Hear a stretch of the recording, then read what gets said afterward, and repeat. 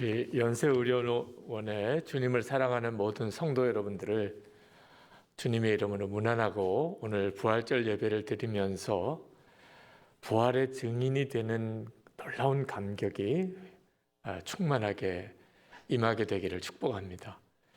예수님의 부활의 첫 증인은 다 알다시피 막달라 마리아입니다.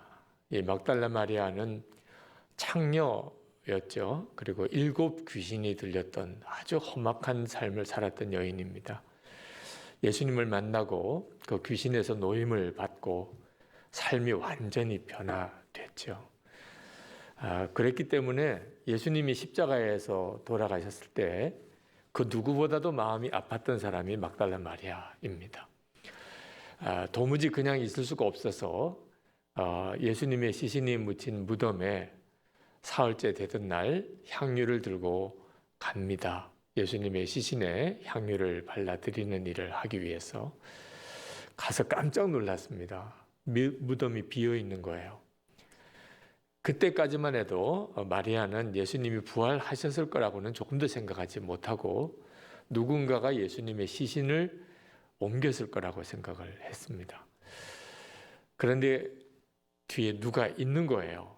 무덤직인 줄로, 동산직인 줄로 알았습니다. 그래서 그에게 예수님의 시신을 어디로 옮겼냐고 묻습니다. 그때 예수님께서 그 막달라 마리아의 이름을 불러주세요. 마리아야. 그러고는 막달라 마리아가 주를 바라보는 눈이 열렸죠.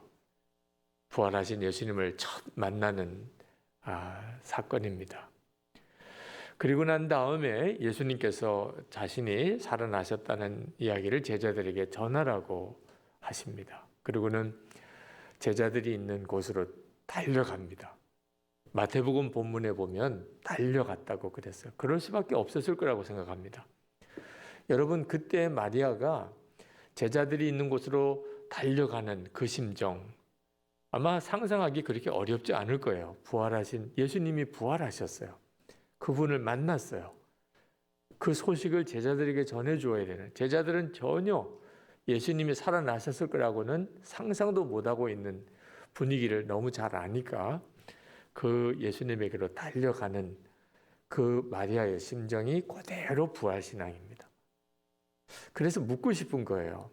우리는 다 예수님 부활하셨다는 것을 다 압니다. 좀 믿지요. 그 사실 자체도 사실 놀라운 일이지만 마리아에게 있었던 그 부활의 소식을 전해주고 싶어서 달려가는 심정인가는 조금 질문할 여지가 있습니다.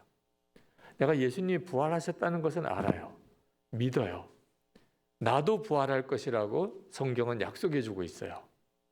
그렇지만 마리아가 그때 예수님의 부활하신 소식을 제자들에게 전해주려고 그 무덤에서 제자들이 있는 곳까지 달려가게 되는 심정인가? 그렇지 않은 그리스도인들이 상당히 많이 있습니다. 분명히 예수님을 믿고 거듭났어요.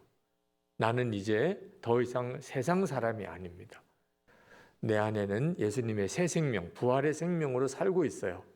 그런데도 여전히 우리는 은밀한 죄에 묶이기도 하고 또는 가정생활, 부부 사이에, 자녀들 사이에 내 사람의 생각과 감정을 잘 다스려지지도 않고 뭔가 염려와 두려움에 사로잡혀서 살고 스스로 정말 무너지는 것 같은 삶을 사는 그리스도인들이 많아요. 이게 부활신앙인가라고 질문해 볼 여지가 있습니다. 우리는 교리적으로 예수님의 십자가와 부활에 대해서 거의 완벽한 지식을 가지고 있습니다. 그런데도 우리는 나 자신을 극복하기가 어려워요. 내가 진짜 거듭난 새 사람인가? 그 점에 대해서는 가족들과 내 아는 주변 사람들에게 영 자신이 없어요. 성령 체험도 한 것 같아요. 아주 뜨거운 성령 체험도 해줬던 기억이 있는데도 지금은 내가 영적으로 굉장히 메말라 있는 것 같아요. 신앙생활을 하고 교회 오래 다니다 보면 교회에서 이런저런 중직을 교회에서 맡겨줄 때가 있어요. 이제는 더 이상 초신자가 아니에요. 그런데도 여전히 우리 안에는 예수 그리스도가 내 삶에 진정한 변화를 일으키신 분인가에 대한 증언할 자신이 없을 때가 있어요. 왜 그렇죠? 이유가 있어요. 마리아처럼 마리아야 하고 불러주시는 주님의 음성으로 주님을 만나는 체험이 우리에게 분명치 않기 때문에 그렇습니다. 이 마리아가 부활의 주님을 만난 바로 그 사건, 예수님이 마리아의 이름을 부르시면서 마리아에게 다가오셨던 이런 경우를 인격적인 만남이라고 말합니다. 우리는 하나님이 살아계시고 예수님이 온 세상의 구주이신 것을 아는 믿음에서 인격적으로 예수님과의 만남이 반드시 필요합니다. 그때부터 우리의 삶은 부활의 신앙으로 살게 되는 거예요. 그 점이 성경이 우리에게 도전해 주시는 굉장히 중요한 내용입니다. 중동에서 선교사로 사역하시던 선교사님의 다급한 기도 요청이 왔어요. 모로코에 있는 무슬림 집안의 한 청년이 꿈속에서 예수님을 만났다는 겁니다. 복음을 자유롭게 전해주지 못하는 그런 핍박당하는 지역에 요즘에 뚜렷하게 일어나는 현상이에요. 실제로 환상 중에 꿈속에서 예수님을 직접 만나는 거예요. 이런 사람들이 도처에 일어나요. 선교사님이 당황스러울 정도입니다. 내가 가서 만나서 복음을 전한 게 아닌데 스스로 찾아와서 예수님에 대해서 묻는 사람들이 생기는 거죠. 이 청년이 그랬습니다. 주님을 만나고 그는 완전히 사람이 바뀌었어요. 예수 그리스도의 종이 된 거죠. 문제는 그 사실이 드러나면서 친족들이 이 청년을 죽이기로 결심을 합니다. 그들에게 있어서는 이거는 그렇게까지 심각한 일이니까 우리 집안에 예수 믿는 사람이 생겼다. 이건 온 집안의 수치거든요. 그리고 정말 사명감으로 내가 그를 죽이리라. 그래서 내 신앙이 온전하다는 것을 증명해 보이리라고 작정했습니다. 이 청년은 그 사실을 알지만 예수님을 부인할 수가 없었어요. 그래서 도망을 다니게 됩니다. 가족과 친족으로부터. 큰아버지와 그 삼촌이 내가 반드시 이 아이를 죽일 거다. 그리고 쫓아다니는 일이 있어서 기도 요청이 온 거예요. 우리가 같이 그 청년을 위해서 기도하는데 놀라운 일이 벌어졌어요. 죽이려고 다니던 그 삼촌과 큰아버지가 예수님을 만난 거예요. 동일하게 꿈속에서. 이건 정말 기절초풍한 일이죠. 자기가 그 조카가 잘못된 줄 알고 죽이려고 했는데 예수 그리스도가 정말 우리의 진짜 그리스도시구나.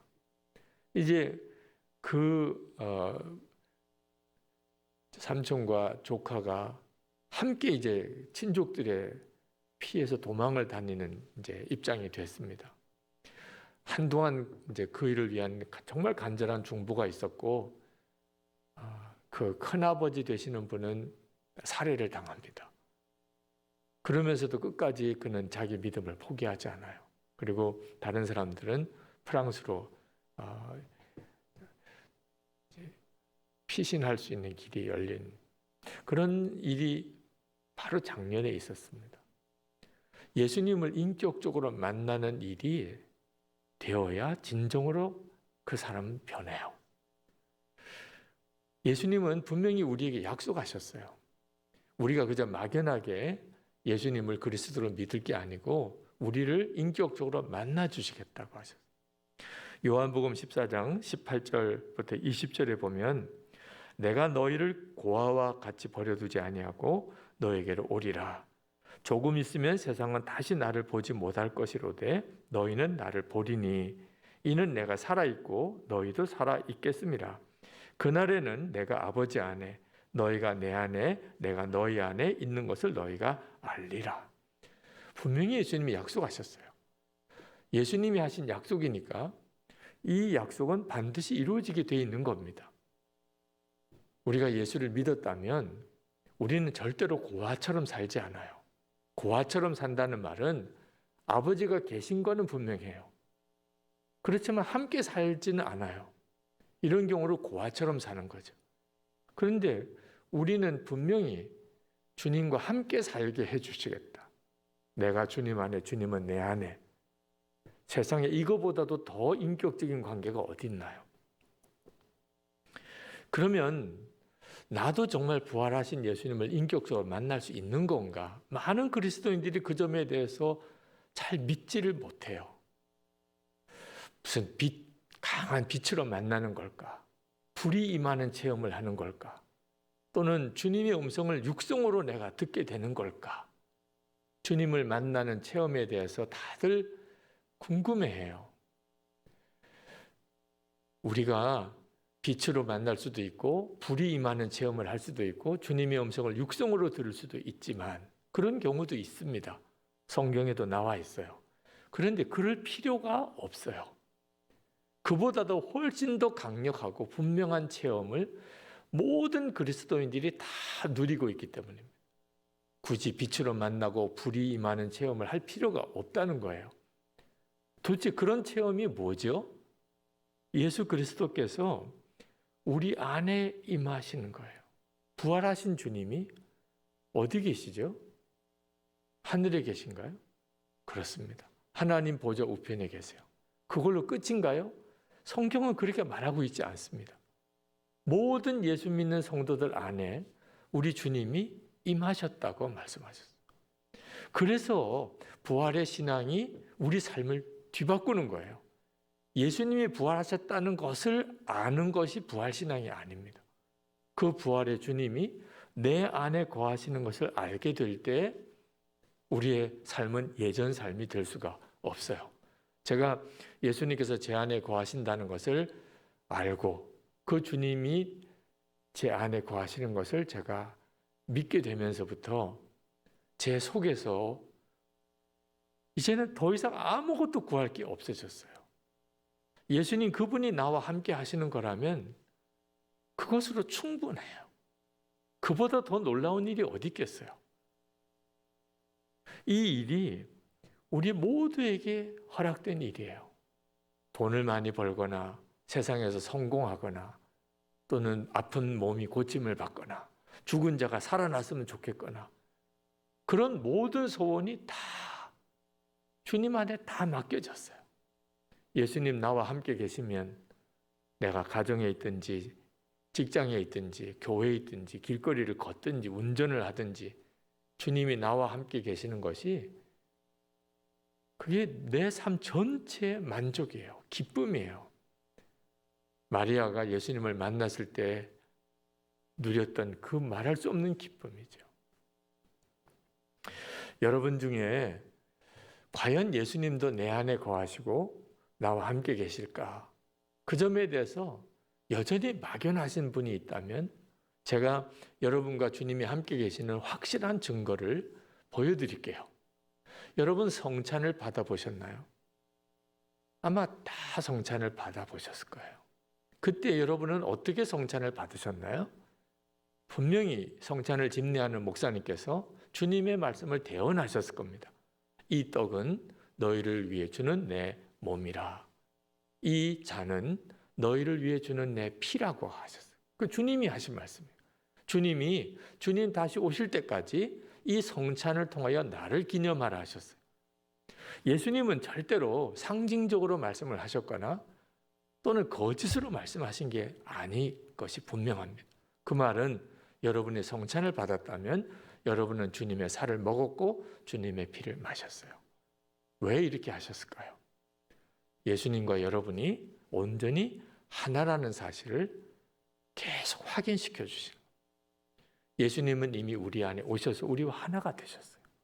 여러분이 떡을 먹고 잔을 마셨다면 그건 뭘 의미하죠?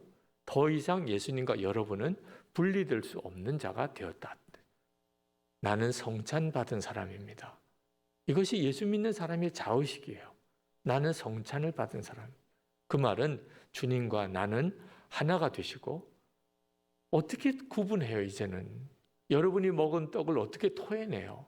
여러분이 마셨던 잔을 지금 여러분의 몸에서 어떻게 분리해낼 수 있어요? 이제는 주님이 나는 너희들이 어떠하든지 간에 너희를 버리지 않는다, 떠나지 않는다는 확실한 약속을 가지신 겁니다. 성찬을 받았다면 여러분은 마리아에게 마리아야 하고 그를 불러주신 것 이상으로 여러분 개인을 향한 말할 수 없이 놀라운 주님의 부름을 받으신 거예요. 켄 가이어 목사님이 참 책에서 아름다운 이야기를 들려주셨어요. 숲의 끝자락에 살던 어떤 집의 소녀가 어느 날 숲속을 들어갔다가 길을 잃었어요. 숲에서 길을 잃으면 집으로 간다는 것이 숲속 속으로 더 들어가게 돼요. 그 아이가 그렇게 된 거예요. 그 집에서는 난리가 났죠. 아이가 숲에 들어가서 길을 잃어버린 모양이다. 온 마을 사람과 함께 밤늦게까지 그 아이를 부르고 찾았지만 찾을 수가 없었어요. 밤은 이미 너무 깊고 앞을 내다볼 수도 없을 정도가 돼서 마을 사람들은 내일 날 밝으면 오겠다고 돌아갔지만 아버지는 그럴 수가 없었어요. 그 숲에서 밤새도록 아이의 이름을 불러가면서 그 숲을 찾았는데 그 아이는 돌틈에서 잠이 들었어요. 아침녘 새벽에 날이 밝아오기 시작하면서 그 아버지가 그 바위 틈에 누워있는 그 딸을 멀리서 보았습니다. 얼마나 반가웠겠어요. 그 딸의 이름을 부르면서 그 바위에 있는 딸에게로 달려갑니다. 아이가 잠결에 아버지의 소리를 듣고 깜짝 놀라서 깨보니까 아버지가 달려오고 있어요. 얼마나 기쁜지 아빠 그러면서 달려가서 아버지의 품에 안겼어요.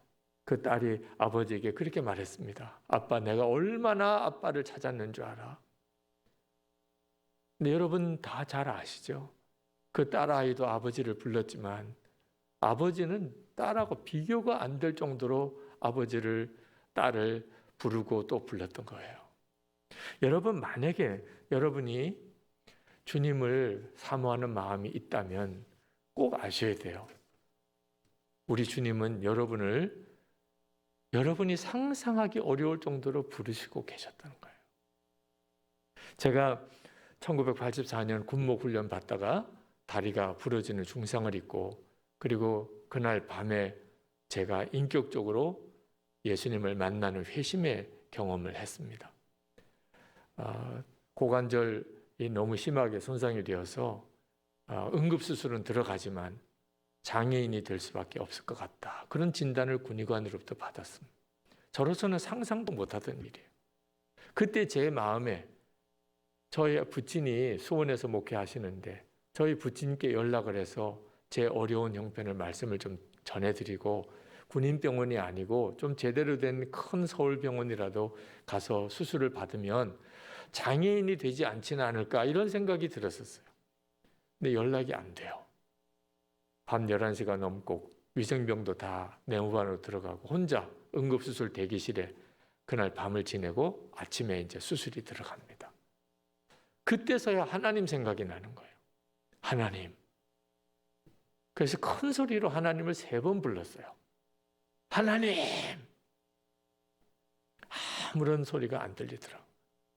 그때 제가 목사인데도 제가 믿었던 하나님은 어떻게 급하고 힘들고 어려울 때 하나님을 부르면 응답을 받을 수 있을지 아무런 믿음도 체험도 없었어요. 하나님을 잘 믿는 사람인 것 같은데도 막상 실제 위기 상황에 부딪히니까 제 신앙의 민낯이 그렇게 드러나더라고요. 3번 하나님을 크게 불렀지만 아무 소리를 듣지 못하고 그리고는 걷잡을 수 없이 통곡했어요. 그때 정말 비참했어요. 제가 장애인이 되는 게 비참한 게 아니고 하나님을 믿지 못하는 목사가 이렇게 목사가 되어서 이제 군목으로 가겠다고 하는 것, 이게 얼마나 비참한가 말이에요. 내가 진짜 하나님을 믿는 믿음이 아니구나. 진짜 하나님을 믿는다면 처음부터 하나님을 찾아야죠. 저는 하나님보다 아버지가 더 의지가 됐어요. 그게 제 믿음의 실상이더라. 그날 밤으로 정말 하나님께서 제 내면을 다 들여다 보이시는 것처럼 은밀한 죄, 혼자 있을 때 지은 죄. 저는 사람들 앞에서만 모범생이면 모범생인 줄 알았어요. 하나님을 진짜 믿지 못하니까 사람 보는 앞에서 혼자 있을 때가 다 다르더라고요. 밤새도록 울고 회개하고 새벽녘에 주의 십자가가 비로소 저를 위한 십자가인 것이 너무 강하게 와닿았어요. 온 인류를 위한 십자가, 우리의 대한민국을 위한 십자가 아니었어요. 그날은 정말 나를 위한 십자가, 나를 위해 죽으신 주님. 그게 깨달아지고 나니까 기도가 바뀌더라고요. 오른쪽 다리를 하나님께 바치겠다 그랬어요. 고쳐달라고 하는 기도를 거뒀어요. 장애인이 되니까 훨씬 낫겠더라고요. 두 다리 멀쩡하니까 그동안 내 하고 싶은 거, 내 원하는 거, 목사도 똑같더라고요. 목사에게도 자기 하고 싶은 게 있어요. 목사로서도요, 성공하는 게 있더라고요. 그게 어떻게 종이라고 말할 수 있을까? 장애인이 되면 종이 될 수 있겠다 생각이 들더라고요. 근데 그때 제 안에 참 놀라운 변화가 일어났는데 주님이 너무나 함께 계신 게 느껴지는 거예요. 주님께 제 오른쪽 다리를 바치겠다고 고백하면서 그렇게 울었는데 슬퍼서 운 게 아니었어요. 이제 내가 아버지가 목사 되어서 목사가 된 게 아니고 나를 하나님께 드린다는 그 느낌이 저를 얼마나 놀라웠게 감동스럽게 만드는지. 근데 그때 알았어요. 저는 하나님을 3번 크게 부를 때 하나님의 음성을 못 들었다고 싶었는데 하나님은 그동안에 제 이름을 수도 없이 부르시고 또 부르셨던 거예요. 그게 너무 마음에 와닿는 거예요. 여러분 중에도 주님이 내 이름을 불러주신 경험은 나는 없어. 그렇지 않습니다. 우리가 귀가 열리지 않아서 주님이 나를 그토록 부르셨는데도 내가 못 들은 것처럼 하고 살았던 것뿐이에요. 주님이 내 이름을 불러주시지 않았다면 이렇게 이 자리에 있지도 않습니다. 여러분 정말 힘들고 답답하다면 주님과 부활의 주님과 나와 사이에는 인격적인 만남이 없다고 느끼신다면 그렇다면 부활절은 기념식이에요. 근데 부활의 주님이 내 안에 거하시는 게 진짜 믿어지면 부활절은 절대로 그렇게 보낼 수가 없어요. 마리아의 그 느낌을 생생하게 느껴요. 어느 목사님이 어느 날 예수 동행 일기에 이런 제목으로 일기를 올리셨어요. 주님, 저 한번 안아주세요. 내용이 이렇습니다. 오늘 하루는 나의 연약함과 부족을 너무나 절실히 깨닫는 하루입니다. 기도도 부족한 것 같습니다. 기도도 주님의 은혜가 없으니 참 힘듭니다. 주님, 저에게 은혜를 주소서. 이 밤에는 갈 곳이 없습니다. 주님 품 외에는 제가 기댈 곳이 없습니다. 주님, 저 한번 안아주세요. 주님 품에 안긴 채 잠들고 싶은 밤입니다. 그 목사님에게 무슨 사정이 있었는지는 모르겠어요. 그러나 그런 심정인 경우는 저도 여러 번 겪었죠. 한번 여러분도 그런 마음이실 때가 있으실 거예요. 근데 꼭 기억하세요. 주님, 저 한번 안아주세요. 이런 마음이 여러분에게 일어날 때 사실은 주님은요, 여러분을 수도 없이 부르셨던 때예요. 그걸 꼭 기억하셔야 돼요. 주님이 여러분을 그렇게 부르셨기 때문에 여러분이 그런 간구가 나오는 거예요. 주님, 저 한번 안아주세요. 빌립보서 2장 13절에 너희 안에서 행하시는 이는 하나님이시니 자기의 기쁘신 뜻을 위하여 너희에게 소원을 두고 행하게 하시나니. 우리 안에 주님을 향한 갈망이 일어난다는 것은 하나님께서 우리 안에 그런 소원을 주셨기 때문이에요. 주님이 내 이름을 불러주신 적이 있을까? 물론이죠. 못 들었을 뿐이에요. 주님의 부르심에 응답하시는 부활절 되시기를 축복합니다. 기도하겠습니다. 은혜와 사랑이 많으신 하나님, 연세의료원의 우리의 믿음의 가족들, 성도들이 함께 우리 의료원 안에서의 부활절 예배를 드립니다.